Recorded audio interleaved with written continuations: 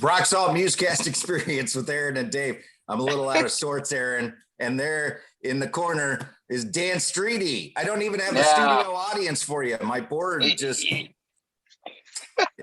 decided it wasn't going to wake up today. So we're out of sorts, and we're doing this all on the Zoom call. So how you doing, Dan? I'm good. I'm better than I deserve. How are you guys doing? Doing well. I was expecting the full flak jacket today. I'm actually in my bus at the lake right now. You don't wear the flak jacket out at the lake? Kayaking. What's that? When I'm kayaking, I'll wear it. Oh, okay. I don't want you getting hurt out there. You were in the military, right? I'm going to get to everything, but you were in the military, right? I was not. I missed the military. My son. You did? Oh, I thought you were in the military. Okay. So I thought like you and Patrick were like, serving together and everything. No, we didn't serve together. I missed right before 9/11. I went to join and they said, "You're too fat." Oh, yeah. They are kind of picky like that. I don't know how they make it in today's woke world. That, man, let me tell you right now, but I joined June of 2001 and the recruiter said, you're too heavy, your BMI is too much. And then I said, I was a knucklehead. I said, forget it. I'm leaving. So I left.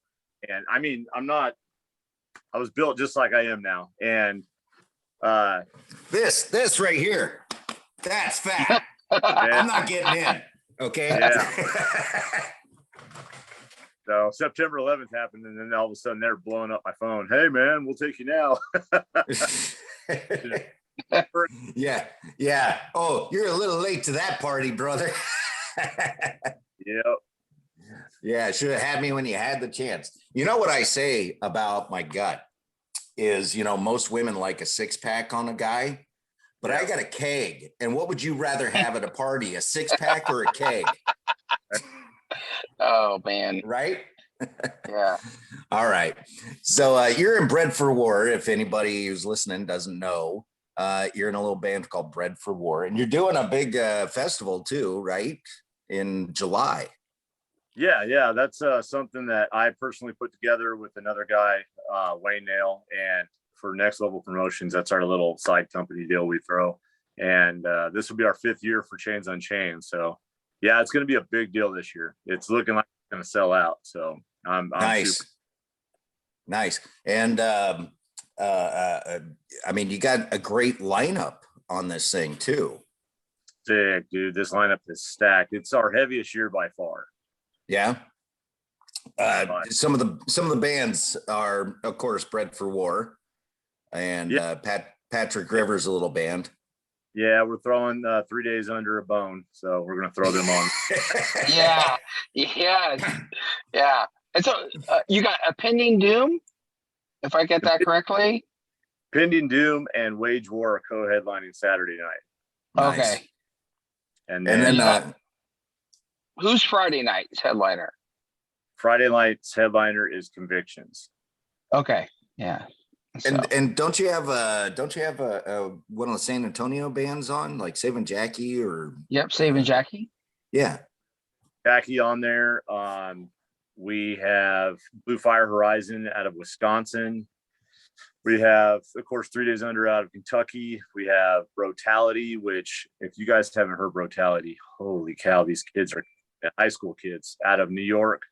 I mean, I don't have the list in front of me, but yeah, it's stacked. There's 15 bands, and then of course BRED for War. We got to put ourselves on it every year. When you're putting this much money and effort out to throw a gig, right?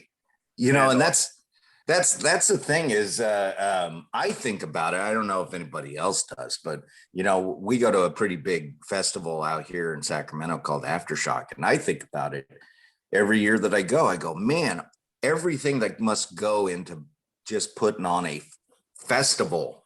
You're getting all these bands together, and you got to deal with all their schedules and all their people and all their egos, and it's oh, what's the word I'm looking for? It's a great undertaking. Yeah, I mean, here's the deal. We start thinking about it.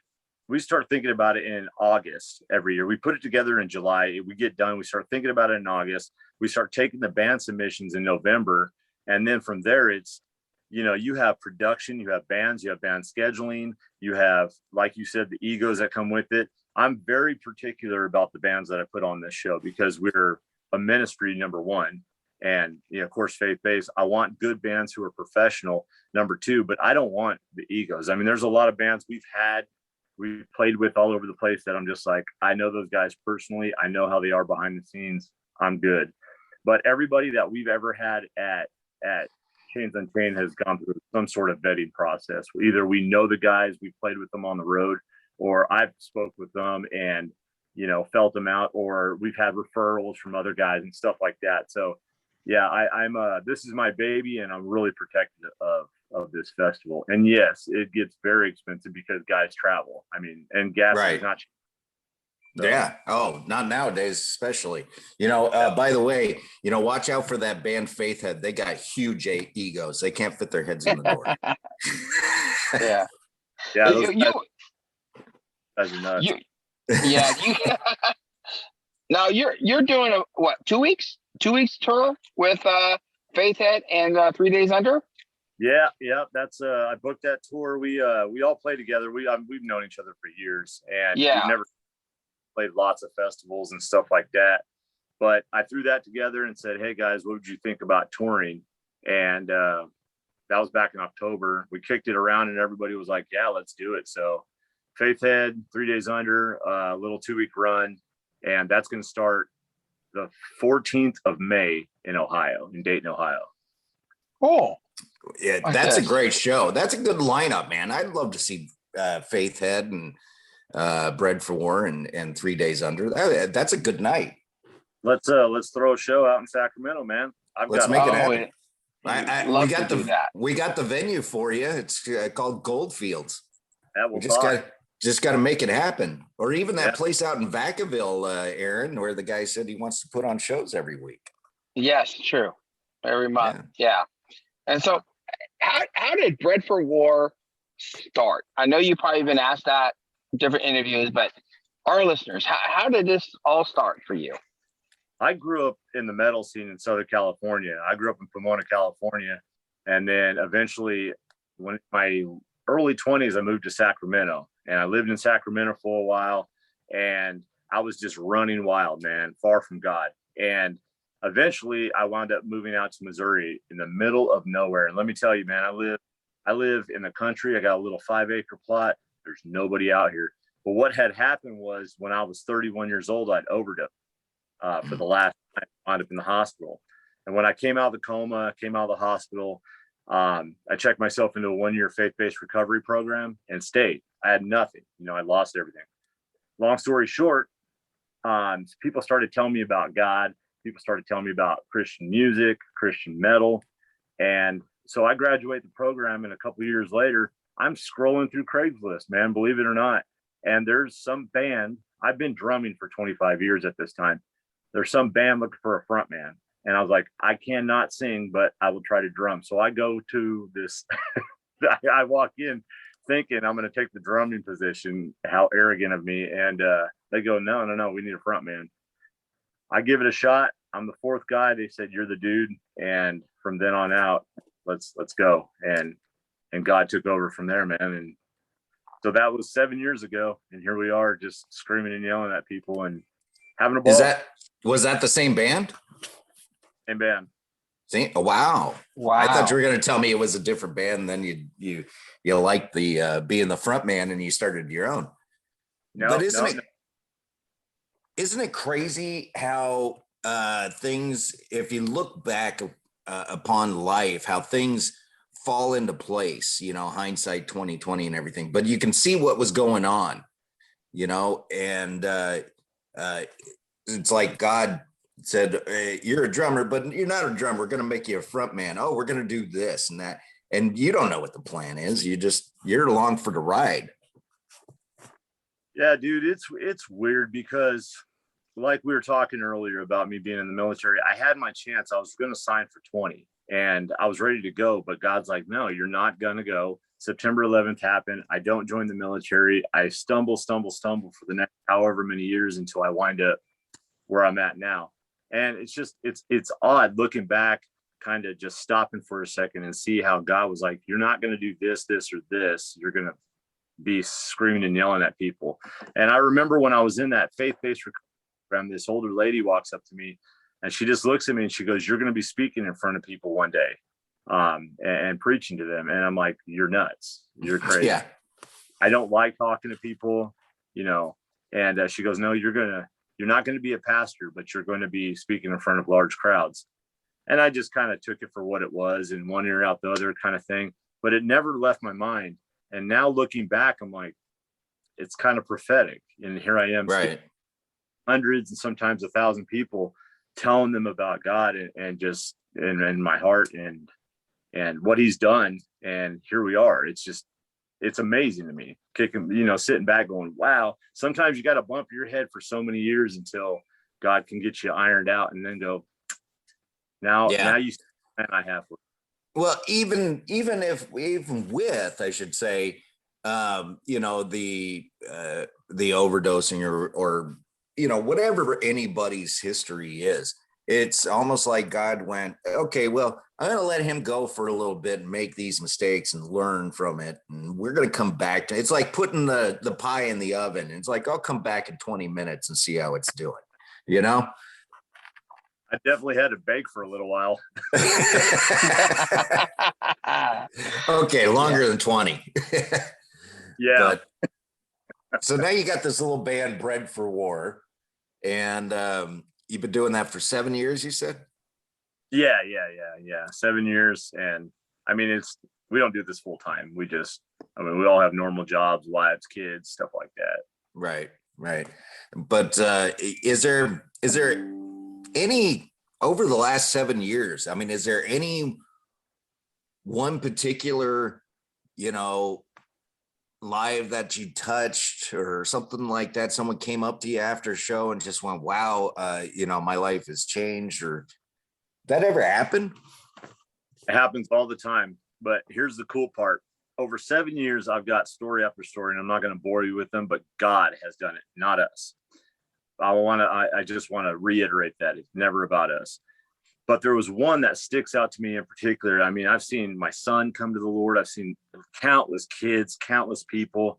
Just last weekend, there was countless people walking up and just crying on the altar at a heavy metal show in Branson, Missouri, because we just shut it down and gave an altar call. But this one that really sticks out to me, we played in Pittsburgh, and we played with a satanic band inside of a bar or a club up there. And we played before them. They played behind us. When they were done, we were loading out and putting our stuff in the bus. We're in the alleyway. It's starting to rain. You know, it's like a scene from a movie almost. We're all inside the bus getting ready to leave, and we hear tap, tap, tap on the door. Open the door, and there's this kid standing out there. Well, it's the good guitar player for that satanic band. He asked if he can come in. He comes in, he starts crying. He goes, you know what you guys said from the stage really impacted me. I grew up in church and fell away, and here I am playing guitar for this band. He wants to rededicate his life to the Lord. So we do it right there in the bus. And I said, hey man, now you have to go and do something with what's been given you, because you can't actively be in this band and serve God. It's one or the other. He goes, okay, kind of brushes it off, and on he goes. We take off. 2 years later, we're on tour. We're down in Houston, Texas. And guess who walks into this club? That kid. That kid walks in there, and sober. He's in a Christian band. He's going to church. He's on the worship team. He's doing all these fantastic things. He walks in there and just walks right up, gives us this huge hug, and says, thank you. Now, the reason why I say that is because in bands, we travel all over the world or all over the country, and we just sow seed, and we never get to see the fruit grow. And what happened that day is I got to see the fruit of something that happened 2 years prior. Incredible to me, man. So that one really, really sticks out to me. That's awesome, man. And I mean, do you keep in touch with him anymore? I mean, is he still doing the band thing, or? still doing the band thing. This was last year when we were in Houston, Texas on tour. So still keep in touch with them. I was keeping in touch with them that whole time. Just, you know, how you do, maybe once every couple months, just, hey bro, how you doing type thing. But to see him walk in and just completely different, like his countenance, his face, everything. He looked healthy. You know, you're just like, wow, man, you don't normally get to see that, you know? Yeah. And Aaron, what's that? But you get to lead people to Christ, but then you usually split. And, you know, you don't hear from him again. That's why I was asking. Do you still keep in contact? And Aaron, I'll bet you didn't know that person was John Cooper of Skillet. That's right. You know. What's that? What's that, Dan? Well, Aaron, you want to do a Bread for War song here? Yeah, we're gonna do one. Yes. All right. Wait, you know what we're doing? One of their best hits. Okay. No, I'm not, you know, it's been a busy week. Hey, what's your favorite tune that Bread for War plays, Dan? I have two. One's Caveat, and it's about veteran suicide, and the other one is called Apathy, and it's about child trafficking. Oh, some deep subjects, man. All right. Yeah. So here we go with either Caveat or what was the other song? Apathy. Apathy. All right. Caveat or Apathy on Rock Salt MUZKAST Experience. Rock Salt MUZKAST Experience, Aaron and Dave. And as I said earlier, I'm out of sorts because the board went down. We're doing it all on Zoom call, and I'm just like totally out of my element, Dan. I've lost my backing tracks. I don't know what to do on stage. Oh man. Yeah, see, he gets it, Aaron. He does. But this is what you do when you lose your backing tracks, when you lose your board, you improvise and you make it work because the show must go on, right? You break out the acoustic guitar. Yeah, see? You know, you do the acoustic thing. Oh my gosh. Oh, yeah. You're not a fan of the acoustic stuff either, are you? You know, there's a time and place for it, but if your tracks go down and that's your go-to move, that's pretty sad. Yeah, I guess. I mean, I don't know. I was never in a band, so you know what's funny? It's really throwing me off, Aaron. Is Dan's video is lagging behind him speaking, so he's just sitting there smiling while I'm listening to him speaking, and then when he's saying nothing, he's talking. So anyhow, yeah, I was never in a band, so I don't know those. You know, what happens if this happens on stage? I mean, what's one of the worst things that's happened to you on stage, Dan? Holy cow. Okay. I've had my mics go down and stuff like that, but my bass player fell off the stage one time. Wow. My guitar player fell off the stage another time. My bass player fell through the stage, like the way he fell away all the way up to his chest. And he was sitting there still playing bass, looking around, trying to figure out how to get. That's like that Spinal Tap scene where the bass player stuck in the pod. Have you seen Spinal Tap, Dan? Yeah. Okay, yeah. You know what I'm talking about. And the bass player stuck in the pod, and he's just sitting there playing bass, and they're banging on the pod with hammers and everything. Oh yeah. Yeah. We try to break something every show. Perfect. That's the way it should be. I saw way back early 90s, I saw what was a great show at the time. It was a Poison, Bullet Boys, and Slaughter. And at the same time, I was out in Reno, and the same time that that was going on, David Coverdale and Jimmy Page were recording the Coverdale Page album up the street from where the show was being played. So Bret Michaels, and I got this story from Dana Strum from Slaughter, but also a couple other people that were backstage. I was at the show, but Bret Michaels pushed for David Coverdale and Jimmy Page to come out and do the encore with him, and they didn't want to do it. and they were there just to hang out and see the show.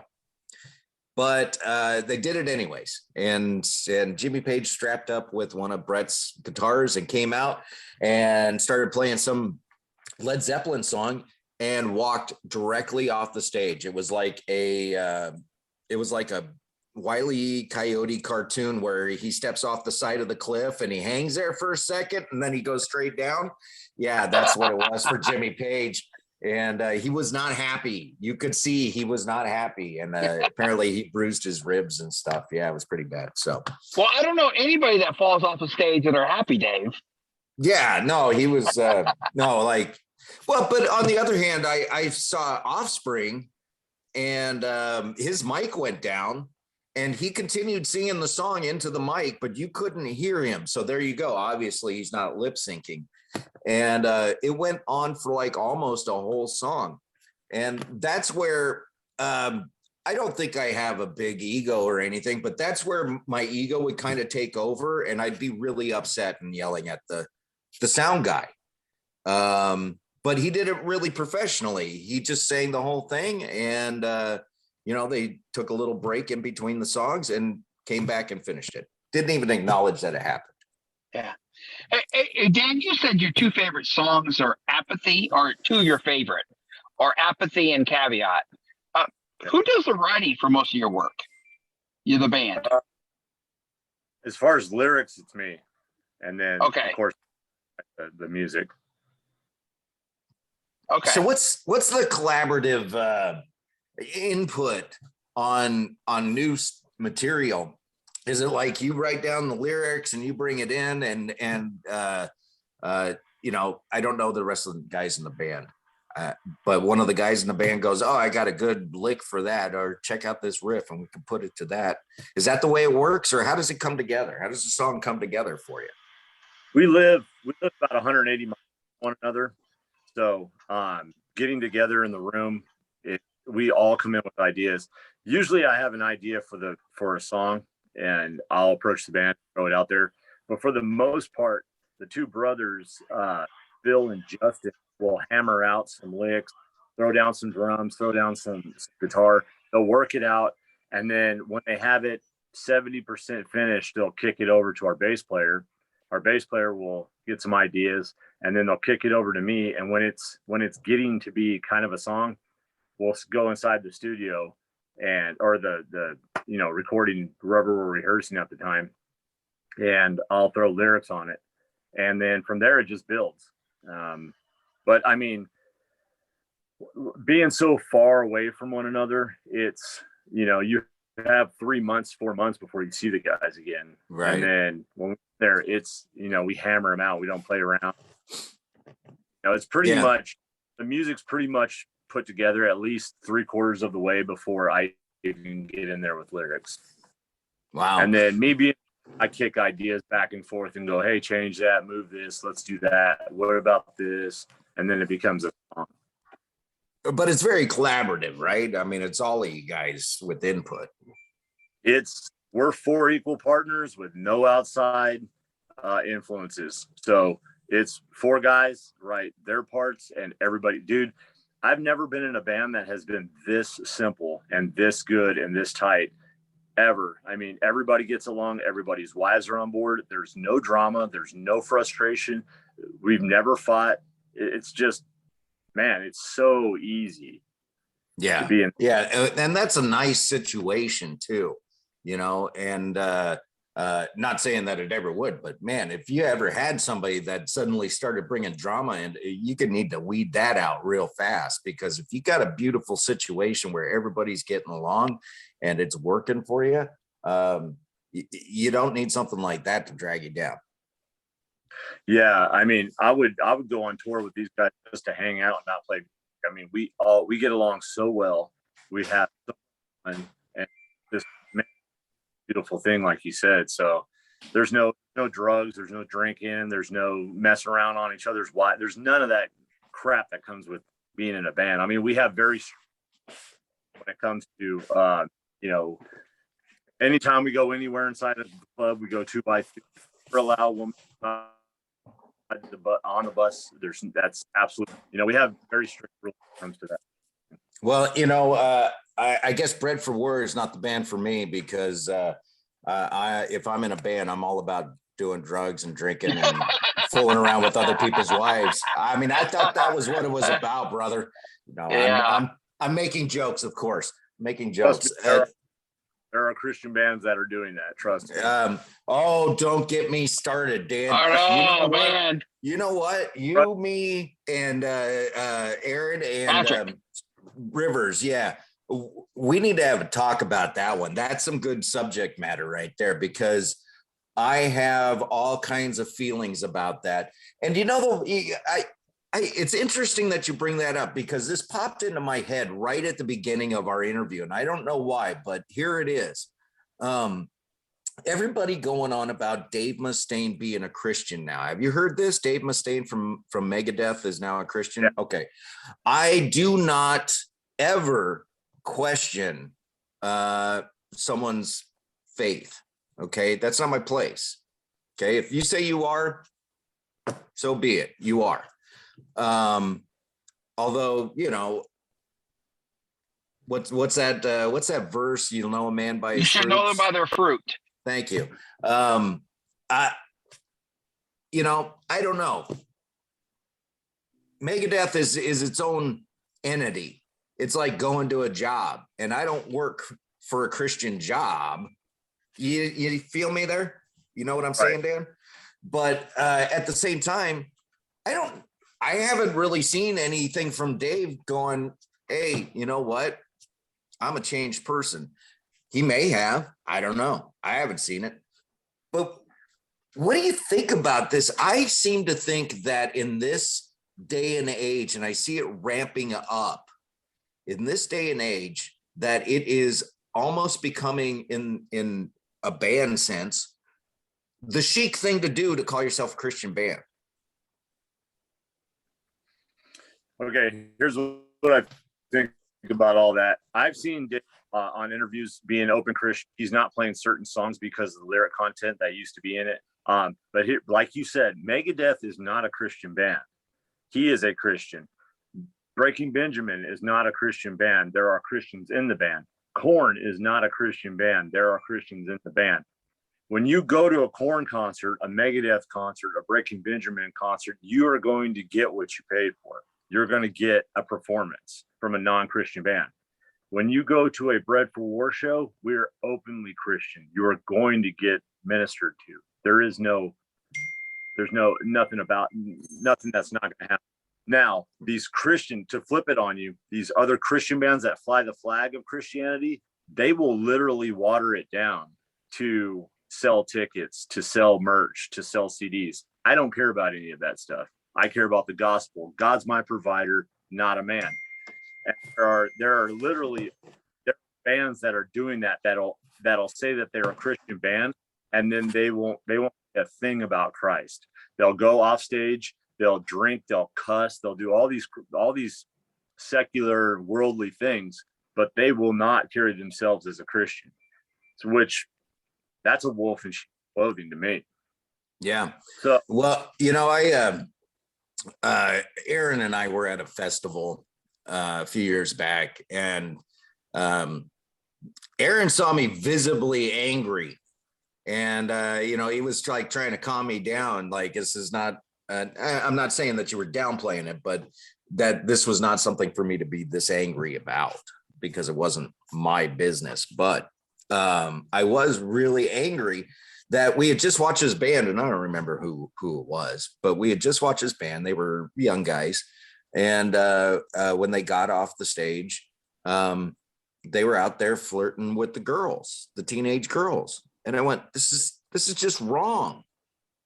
This is wrong. This is not what we're all here for. Yeah. If you're a Christian flying the flag of Christianity, you're held to a higher standard. I think so too. Me, we're under a microscope. We're under a microscope. We really are. What I say, what I do, how I judge people, all that stuff, I'm under a microscope. And that's half the reason why we don't want girls on the bus, because we've had women who work for radio stations and stuff like that, and they want to go to a place where they can interview the whole band. Well, we always say, if they want to come on the bus, we always say, no, we have to go somewhere else. And they kind of look at us kind of weird. And we're like, it's not about you and it's not about us. It's about the eyeballs that are going to watch you walk off this bus after we just did an interview. And it's to abstain from the appearance of evil. So it's going to look really weird if some girl walks off this bus and I'm laughing, walking off behind her. And I just did an interview and the whole world just saw me doing it. It's just, I just don't put myself in that position. And like you just said, you were watching band off stage and what they were doing going, this is wrong. They shouldn't have put themselves in that position. Exactly. I mean, I could make a really bad joke there, but it angers me so much that I'm not even going to make the joke because I don't want to downplay that side of it. But and you know, just as a rock and roll standard, we all know that crazy things happen on tour buses. I'm not saying it happens on your tour bus, but we've all heard the rock and roll stories of you know, excess on tour buses. So what I'm getting at though is, so that tour bus is always a symbol of that debauchery. And if you're rolling out, Dan, with some, you know, woman that's not your wife out of the tour bus, of course someone's gonna start to go, well, what's going on there? Right. And here's like, Bread for War is we're about ministry, we're about salvation. So if some kid is watching this happen, his salvation might be on the line because he's judging me. I don't want to hear anything Dan has to say. I just saw what Dan just did. His salvation's on the line. And I see a kid and I hold a standard that's higher than everybody else. Oh, we're losing Dan around me.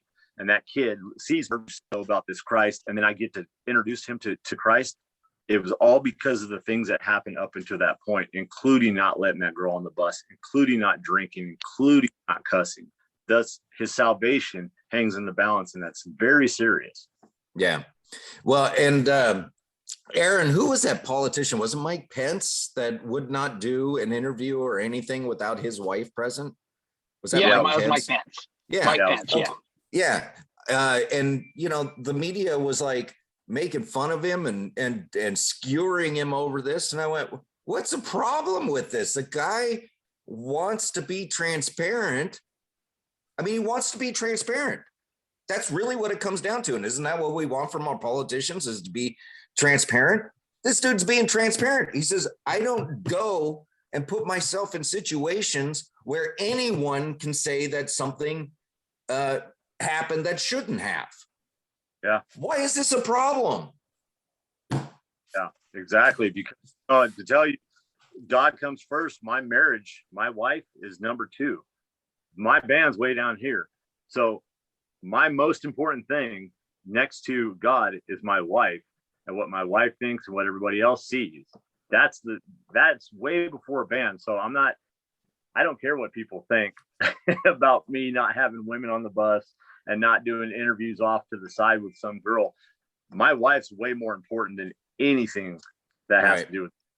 Right. Well, would you hang on, Aaron. Would you get up and slap an Academy Award host for your wife on live TV? Yeah. Hey, if we had more people that wondered what God thought of them more than others, you know, other people thought of them, this world would be a whole lot better place. Yeah. And so. Yeah, absolutely. I agree too. You know, you know, the instruction book is right there. It's got 2 words printed on it. It's called the Holy Bible. It's got to install the instructions you need for life. They're right in there. It's kind of thick. Yeah, it's going to take some more time to make it through it. But what I'm getting at is how you treat others and how you should handle some of life's situations. The instruction manual's right there. The right way to do it is right there. And if everybody, you know, just followed the golden rule, even if you weren't a Christian, if everybody just followed the golden rule, what a better place this would be. Yeah, I mean, everything God says, I mean, it's in red letters all the way down to 2 commandments. Love the Lord your God with all your heart and spirit, and neighbor as yourself. Everything else hangs on those 2 things. And love. It's all love. 1 Corinthians 13, it's all love. Love is very patient. It's the first fruit of love. That's the part, that's probably the part people get hung up the most on, is love is very patient. Well, people aren't patient, therefore they're not in love. So it's like, you can go on and on through the rest of the chapter, but nobody can ever get past that first part. And back to what you said about what people think, don't take this the wrong way, but I don't care what anybody thinks about me, because value what God thinks. And you guys, love you guys to death, you didn't cross for me. You know what I mean? Yeah, I get it. You. I think this is our last interview with Dan, is what Dan's saying there, Aaron. Hey, Dan, as we close this, thank you for coming on. I know we've been trying to schedule this for a while, and I know you're at the lake with your wife and you're taking time for us, and we really appreciate that. Bread for War is on Instagram, Facebook. There's still Chains Unchained tickets left. There are very few VIPs, I think 8. Okay. A few Chains Unchained tickets left. We're a little over halfway sold, and that's really great. You know, and we'll be there too. Yes. Yeah, can't wait for it. I've got your 2 holds sitting back for Patrick, so it's happening. Yes. Awesome. Yeah. We're looking forward to it. Yeah. And so. All right. Well. Dan, we're gonna play Apathy. We're gonna play Apathy here. Okay, we're gonna play Apathy, and Bread for War. You're on all the socials, right? We're on all the socials.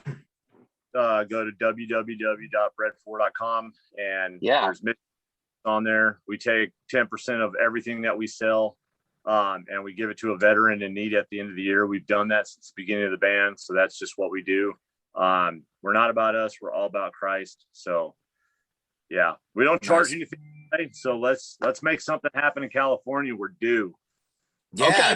Let's see if we can get together and make that happen, because that would, oh man, if we could even get like all 3 of your bands out here, you know, Bread for War and 3 Days Under and Faith Head, man. We'll contact that guy in Vacaville. We'll get him in Northern California. I think that's probably your best bet, Darren. And so shoot that over to the guy in Vacaville. So Hey, thanks Dan for coming on. And this is the Rock Salt MUZKAST Experience.